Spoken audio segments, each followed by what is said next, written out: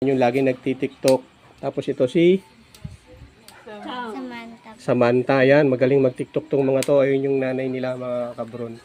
So ito mga kabron, ito yung gusto ko lang sana mga kabron na makapa-order ng marami kasi para ano na rin. Kasi dito ako kumuha ng pagkain. Yan. Yan ho. Hindi ko mamit ng bill. Ayan si ate oh. Share po yan kasi. Sa mga nakakapanood nito, mga kakabron, sa mga nakakapanood dito mga kabron, ayan si ate, Rose Bimin po, no?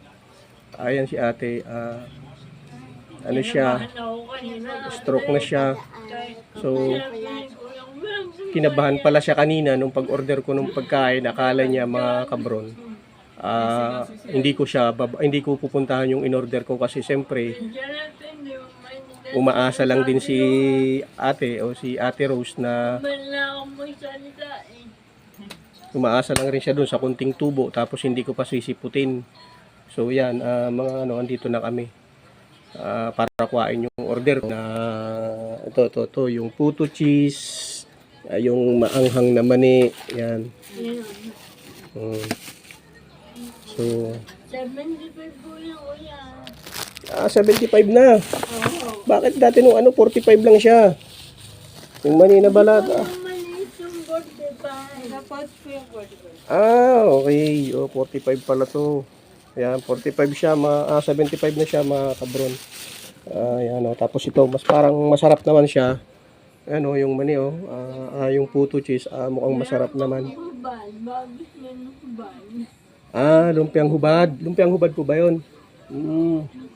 Janji pa rin na ng hubad. Sabay ko yung hubad na mani. Yun. Ayan po, inaangkat nyo lang rin siya, ate. Opo. Inaangkat nyo. Yan yung hubad. Pinadala po dito. Napagno din.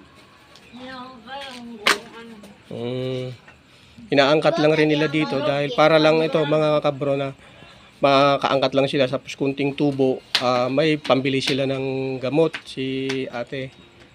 So ganun kahirap sana kung mga kabro ni ito.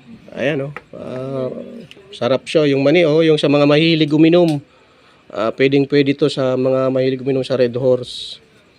Ayan. Ayan siya. Yung 45 na ganda. Kunin mo. 45? Ayan, yan si Samantha, ang galing utusan, no? Ayun si Samaya. Sanay. Ha? Sanay. Plastic. Sanay. Lisbig ka dito. Sanay. Yun.